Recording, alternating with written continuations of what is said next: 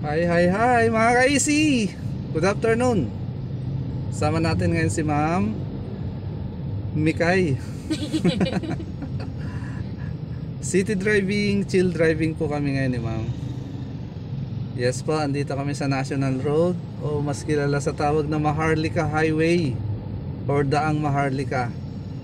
Dito po yan sa may bandang San Pedro, Laguna. Okay, nakapag-park po kami ni Ma'am kanina. Nakapag-reverse parking po kami.